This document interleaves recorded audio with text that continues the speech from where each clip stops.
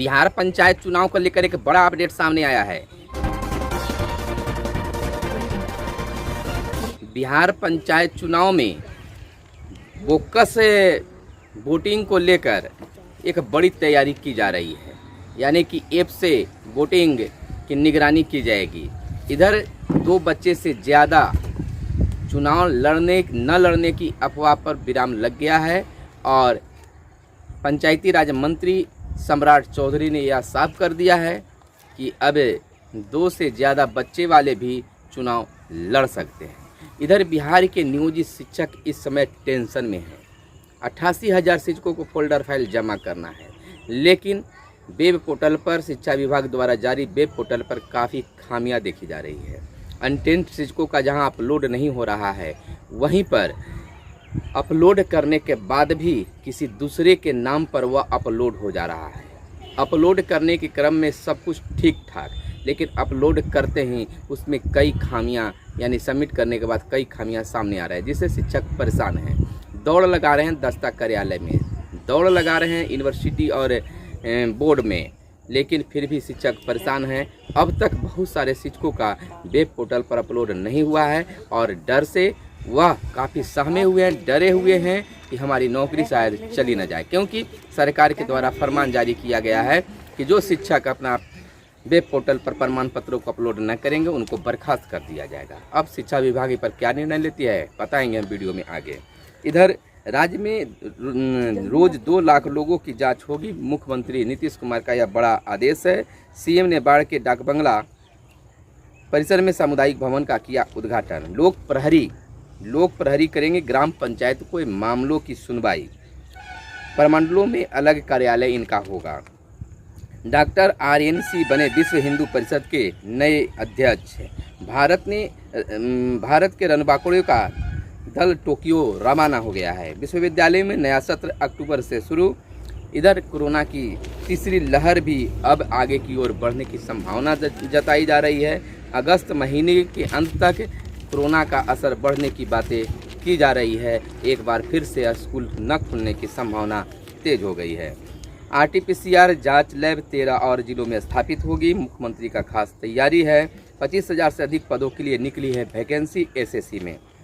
बाढ़ संसदीय क्षेत्र समाप्त हुआ तो चुनाव न लड़ने का फैसला किया। महंगाई के खिलाफ कांग्रेस ने निकाली रैली, साइकिल चलाकर किया विरोध। जदयू की बैठक आज सीएम करेंगे संबोधित। बेऊर जेल में पहुंची NIA सलीम ने की 8 घंटे पूछताछ। यास पीड़ितों को नुकसान की भरपाई नहीं। इधर पशुपालकों को हर संभव सहायता दी जाएगी। मत्स्य विभाग के मंत्री मुकेश सहनी का यह बड़ा ऐलान है। नमस्कार, आप इस समय देख रहे हैं मगध संवाद और मैं आपके साथ हूँ सुनील बोल।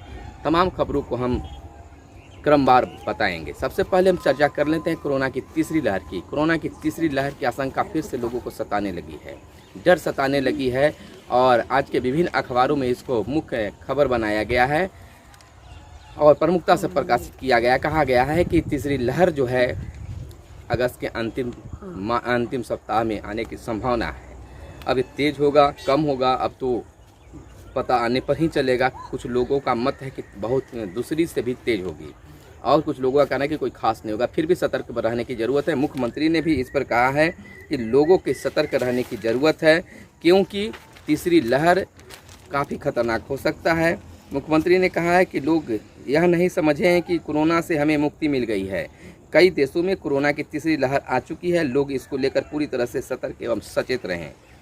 निर्माण कार्य जल्द पूरा करने का निर्देश दिया गया है कि जो भी निर्माण कार्य चल रहे हैं उसको जल्द निपटारा कर लिया जाए। हम काम करते हैं, प्रचार नहीं करते हैं। मुख्यमंत्री ने कहा है विपक्षियों को जवाब देते हुए कि हम काम करते हैं, प्रचार नहीं करते हैं। राज्य में कोरोना से बचाव के लिए हर रोज़ जो है राज्य में रोज़ 2 लाख लोगों की जाँच होनी चाहिए, करने की बात की गई है। कोरोना से जंग जीतने में तमाम लोगों का सहयोग होता है, तो हम तमाम व्यूवर्स को भी ये कहेंगे कोरोना से जंग जीतना है, तीसरी लहर को कम लेना है तो आपको मास्क लगाना होगा, भीड़ भाड़ वाली जगहों में कम जाना होगा, सैनिटाइजर का प्रयोग करना होगा, सतर्क रहने की ज़रूरत है। यानी कि जो मुख्यमंत्री ने कहा है उसे हमें हाथों हाथ लेना चाहिए और उस पर विचार करना चाहिए, उस पर जागरूकता लोगों को लाना चाहिए, क्योंकि सतर्कता ही हमें जीत दिला सकती है। इधर पंचायत को लेकर एक बड़ी खबर निकलकर सामने आई है कि लोक प्रहरी, जो बहाल लोक प्रहरी हैं, वो ग्राम पंचायत के मामलों का सुनवाई करेंगे। प्रमंडल में होगा इसका गठन, नियमावली का प्रस्ताव तैयार होगा। नए लोक प्रहरी जो हैं उनका बहाली होगी और इनका कार्यालय जो है वह प्रमंडल स्तर पर होगा। सेवानिवृत्त न्यायाधीश व प्रशासनिक अफसर होंगे इसके सदस्य। इधर प्रमंडलों में अलग कार्यालय इनके होंगे, लोक प्रहरी के लिए प्रमंडलों में अलग कार्यालय होंगे। इसके लिए पदों का सृजन भी होगा, यानी कि अब पंचायतों में विभिन्न मामलों का निपटारा जो है लोक प्रहरी के द्वारा किया जाएगा। यानी कि बहुत से मामले जो है पंचायत स्तर पर ही समाप्त हो सकते हैं, थानों वगैरह कोर्ट की बातें कम हो जाएगी। तो यह सरकार की एक बेहतर पहल कर सकते हैं। डॉक्टर RNC बने विश्व हिंदू परिषद के अध्यक्ष। और इधर ओलंपिक के लिए भारत के रणबांकुरे को दल टोक्यो रवाना हो गया है। अब क्या होता है वो आगे की खबर में हम अगली वीडियो में हम बताएंगे कि इन रणबांकुरे जीत के आए हैं या क्या हुआ है। विश्वविद्यालय में नया सत्र अक्टूबर से शुरू होगा। विकल्प परीक्षा ऑनलाइन या ऑफलाइन दोनों तरीके से हो सकती है। परीक्षाएं 31 अगस्त तक कराएं। बीच में सेमेस्टर की परीक्षाएं छात्रों के आंतरिक मूल्यांकन पर होगी। वापसी 31 अक्टूबर तक नामांकन वापसी लेने की पूरी फीस लौटानी होगी। 31 दिसंबर तक एडमिशन रद्द कराने पर 1000 रुपये की कटौती की फीस की जाएगी।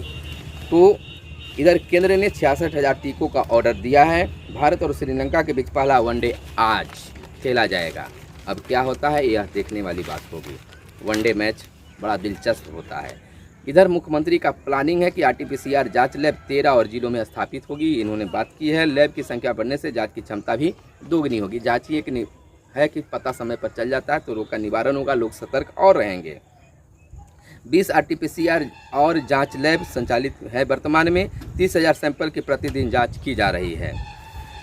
इधर SSC का परीक्षा में शामिल होने वाले ये उसकी तैयारी करने वाले विद्यार्थियों के लिए एक बड़ी खबर है कि 25,000 से अधिक पदों के लिए वैकेंसी निकली है। इधर कितना कहाँ सीट है यह बता दें। BSF में 7,545, CIASF में 8,464, SSB में 3,806, ITBP में 1,431, AR में 3,785 और SSF में 240 वैकेंसी है। CRPF और NIA में कोई वैकेंसी फिलहाल नहीं है। तो यह बहुत बड़ी खबर है विद्यार्थियों के लिए, स्टूडेंट के लिए जो SSC की तैयारी करते हैं। इधर बाढ़ संसदीय क्षेत्र समाप्त हुआ तो चुनाव लड़ने का फैसला किया, चुनाव न लड़ने का फैसला किया, क्षमा करेंगे। मुख्यमंत्री बोले बाढ़ से हमारा विशेष लगाव, यहाँ के लोगों को हम जीवन भर नहीं भूलेंगे। वीडियो कॉन्फ्रेंसिंग से सामुदायिक भवन का उद्घाटन उन्होंने किया। नीति आयोग की रिपोर्ट महज किताब, ललन सिंह का मानना है। महंगाई के खिलाफ कांग्रेस का प्रदर्शन हुआ है। साइकिल चलाकर इसका विरोध जताए हैं। महंगाई के कारण आम लोगों का जीवन जीना दूभर हो गया, भक्त चरण सिंह का कहना है। लोगों की कमाई का डाका डाल रही है केंद्र सरकार, तारीख का कहना है। इधर जदयू की बैठक आज होंगी और CM मुख्यमंत्री नीतीश कुमार संबोधित करेंगे। बेगूर जेल में पहुंची NIA सलीम से की 8 घंटे पूछताछ। यास पीड़ितों की नुकसान की भरपाई नहीं। IAS सुधीर कुमार SC/ST थाना पहुंचे। FIR दर्ज करने में डर क्यों, तेजस्वी यादव का यह बयान है। पशुपालकों को हर संभव सहायता होगी, आपको पशुपालन व मत्स्य मंत्री मुकेश सहनी का यह कहना है। नुकसान पर काबू पाने में की परेशानी, बिजली का जो पैदान है वो नीचे की ओर है। इधर बिहार पंचायत चुनाव को लेकर एक बड़ी खबर सामने निकल कर आई है। 2 बच्चे से अधिक चुनाव नहीं लड़ पाएंगे, यह काफ़ी चर्चा का विषय बना हुआ था। सोशल मीडिया पर तैर रही थी ये खबर, लेकिन इस पर अब विराम लग गई है। पंचायती राज मंत्री सम्राट चौधरी ने एक बयान में मीडिया को बताया कि 2 बच्चों से ज़्यादा लोग चुनाव लड़ सकते हैं। इस पर सरकार फैसला ले लिया। उन्होंने यह भी कहा है कि सरकार पूरी तरह से चुनाव कराने के लिए तैयार है। जैसे ही राज्य निर्वाचन आयोग तिथियों का ऐलान करता है तो हम पूरी तैयारी के साथ उनके साथ हैं, यानी कि तैयारी में हम लगे हुए हैं, तैयारी अंतिम चरण में है। दूसरी बात, एक नया सिस्टम लागू पंचायती राज व्यवस्था में हो रहा है, पंचायत चुनाव में हो रहा है कि जो बोगस वोटिंग की शिकायत हमेशा आते रहती है, उसके निवारण को लेकर, उस पर काबू पाने के लिए, उस पर अंकुश लगाने के लिए सरकार जो है, निर्वाचन आयोग जो है, सभी मिलकर एक ऐसे ऐप का निर्माण कर रहे हैं जिसमें यह पता चलेगा कि वह बोगस वोट डालने जा रहे हैं या बोगस वोट की कार्य किया जा रहा है। तो बोगस वोट को रोकने के लिए कह सकते हैं, बोगस वोटिंग को रोकने के लिए एप्स का प्रयोग किया जाएगा। जैसा कि आप जानते हैं कि बैलेट यूनिट, कंट्रोल यूनिट यानी कि EVM मशीन के द्वारा 4 पदों के लिए चुनाव होंगे, मुखिया, पंचायत समिति, वार्ड और जिला परिषद। और 2 पदों के लिए चुनाव जो है, वोटिंग जो है वह बैलेट पेपर से होगा। सरपंच और पंच के लिए। तो यह व्यवस्था है आज की, यानी कि पंचायती राज व्यवस्था के लिए, पंचायत चुनाव के लिए।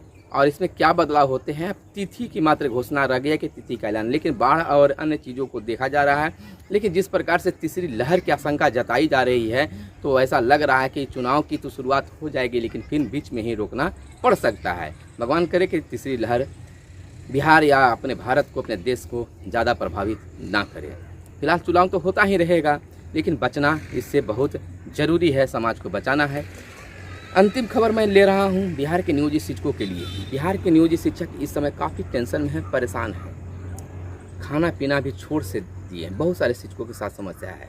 बहुत सारे लोड कर कर सरकारी वेब पोर्टल, शिक्षा विभाग के वेब पोर्टल एक लॉन्च किया गया है, जैसा आप जानते हैं, जिसमें निगरानी जांच के लिए दस्तावेज लिए जा रहे हैं, शैक्षणिक प्रशैक्षणिक प्रमाण पत्र लिए जा रहे हैं। लॉन्च तो कर दिया गया, कई टेक्निकल उसमें खामियां रही, जिसमें सुधार भी किया जा रहा है, किया गया भी है। लेकिन बहुत सारे ऐसे शिक्षक हैं जो अपलोड कर चुके हैं, लेकिन वो भी टेंशन में हैं, क्योंकि उसमें बहुत सारी खामियां आ गई है। किसी के नाम गलत हो गया है, तो किसी का वान नंबर गलत हो गया है, तो कुछ सर्टिफिकेट उल्टा पुल्टा डाला गया है। इन तमाम चीज़ों को लेकर वो टेंशन में। दूसरी टेंशन ये है कि अभी एक हमारे सूचना मिला, हमारे पास फ़ोन आया मगध संवाद के टीम के पास, एक मधुबनी से महिला ने की कि सर हम तो अपलोड कर दिए, हम लोग एक ही विद्यालय की शिक्षिका जो हैं एक साथ अपलोड किए, लेकिन दोनों अपलोडिंग उन पर हो गया। लेकिन होने के बाद देखा गया तो जितने भी कागजात थे वो हमारा उन पर लोडिंग हो गया, और जो वान नंबर है वो उनका शो कर रहा है, यानी कि बहुत खामियां। हमारा नो लिख रहा है, यानी कि नोट फाउंड मैंने उनका अपलोड ही नहीं हो पाया है, और सुधार की कोई गुंजाइश नहीं। तो आखिर इस तरह से अपलोड करने के बाद में भी लोग परेशान हैं। इधर अनट्रेंड शिक्षकों को भी अपलोड नहीं हो रहा है, जो दस्ता नहीं किए हैं पास उनको भी अपलोड नहीं हो रहा है। तो बहुत सारी परेशानियों शिक्षकों के बीच में है। उन्होंने मांग किया कि सर पुनः एडिट करने के साथ डेट बढ़ाने की भी उन्होंने मांग किया है। एडिट इसलिए किया है कि अगर माने कि फिर से एडिटिंग करने का मौका मिलता है, सुधार करने का मौका मिलता है, तो जो खामियां हुई है उसको हम सुधार सकते हैं, और जिनका अपलोडिंग नहीं हो पा रहा है वो भी वो सुधार सकते हैं। यानी और दूसरी ये खबर है कि कुछ शिक्षिकाएं जो है इसको लेकर परेशान हैं कि उनका सर्टिफिकेट जो है कुमारी के नाम से है, और नियुक्ति जो है मुखिया के क्या कह सकते हैं उनके चलते देवी हो गया है। बहुत सारी खामियां हैं, और कुछ लोगों का कहना है कि सर हमें मूल प्रमाण पत्र नहीं मिल पाया, जिसके जगह पर हम अन्य दस्तावेज लोड कर चुके हैं। तो क्या होगा सर, नौकरी जाएगी या बचेगी, क्या फरमान निकलेगा? तो यह तो सब अभी गर्त में है। जब तक शिक्षा विभाग के द्वारा इसको लेकर कोई अपडेट नहीं आता है तो हम कैसे बताएंगे। फिलहाल शिक्षक टेंशन में है।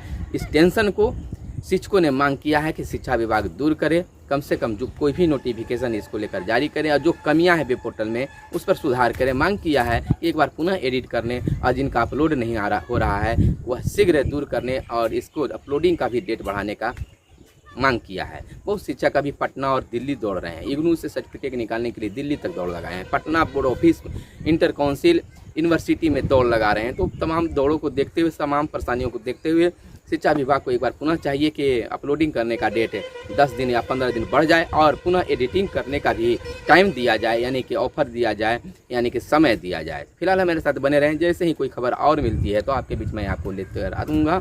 यानी अगले वीडियो में हम फिर मिलते हैं। फिलहाल दीजिए इजाज़त। धन्यवाद। जय हिंद, जय भारत, वंदे मातरम।